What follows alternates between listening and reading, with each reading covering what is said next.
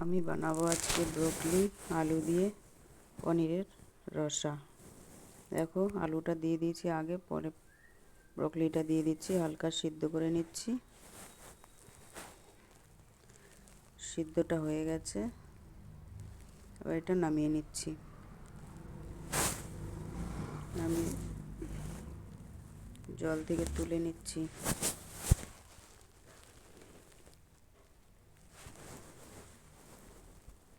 ওদিকে জলটা মশলাটা করতে করতে ভাত বসিয়ে দিচ্ছি। চালটা ধুয়ে দিয়ে দিলাম। এদিকে মশলাটা করে নিচ্ছি। 1 ইঞ্চি আদা, 1 চামচ জিরে, 10টা লঙ্কা। ভাতটা হয়ে গেছে, ভাতটা নামিয়ে নেব। ভাতটা নামিয়ে কড়াই বসিয়ে দিচ্ছি। কড়াই বসিয়ে দিয়েছি, তেল দিয়ে দিয়েছি। পনিরটা ভেজে নেব হলুদ লবণ মাখিয়ে। তেলটা গরম হয়ে গেছে, পনিরটা দিয়ে দিচ্ছি।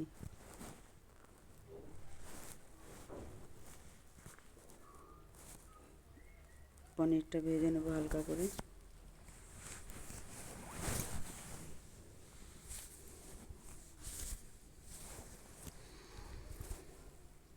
পনির বেশি ভাজলে আবার শক্ত হয়ে যায়, হালকাই ভেজে নেব। ভাজা হয়ে গেছে, তুলে নিচ্ছি।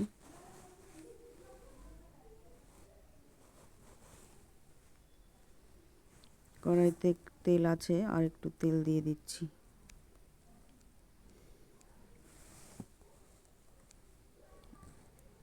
তেল দিয়ে দিয়েছি আর একটু। তেলে এবার হালকা করে ব্রোকলি আলুটা ভেজে নেব।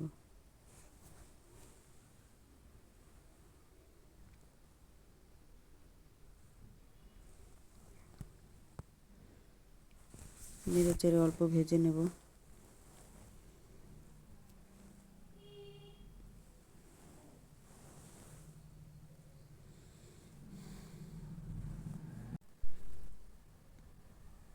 ব্রোকলিটা ভাজা প্রায় হয়ে এসেছে, নামিয়ে নিচ্ছি।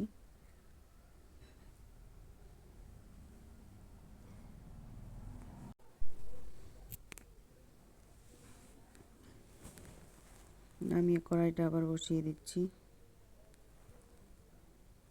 কড়াইতে আবার তেল দিয়ে দেবো আমি।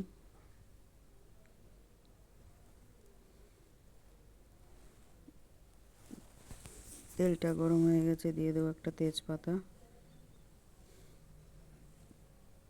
দিয়ে দেবো একটা দারচিনি, দিয়ে দেবো হালকা জিরে, দিয়ে ভেজে নেব। এদিকে মশলাটাও আমার বাটা হয়ে গেছে। মশলাটা দিয়ে দিচ্ছি তেলের মধ্যে। মশলাটা হালকা করে কষে নেব।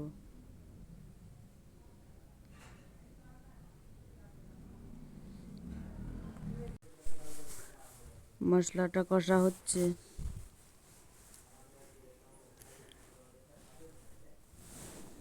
দিয়ে দিচ্ছি পরিমাণ মতো হলুদ, দিয়ে দেবো স্বাদ মতো লবণ, দিয়ে আর একটু কষে নেব।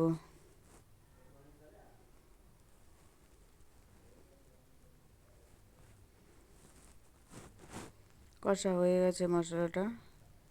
এবার একটা টমেটো কেটে রেখেছিলাম, সেটা দিয়ে দিচ্ছি, আর হালকা একটু কষে নেব।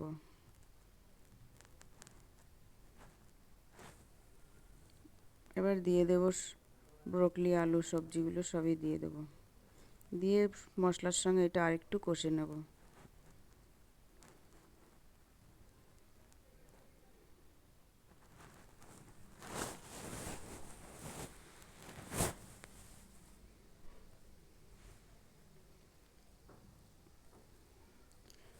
কষাটা হয়ে গেছে, এবার জল দিয়ে দেবো পরিমাণ মতো। জল দিয়ে নেড়ে চেড়ে ঢেকে দেব। এদিকে বেটে নেব গরম মশলা, একটা তেজপাতা, 2টো এলাইচি, 5টা গোলমরিচ, একটা লং। পনিরগুলো দিয়ে দিচ্ছি। ঝোলটা ফুটে গেছে, দিয়ে আর একটু ঢেকে দেব।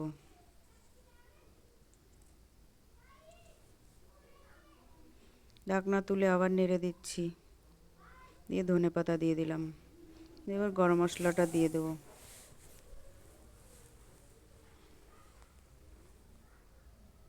গরম মশলাটা খুন্তিতে তুলে রেখেছিলাম, দিয়ে দিলাম। দিয়ে নাড়াচাড়া দিয়ে এবার নামিয়ে নেব।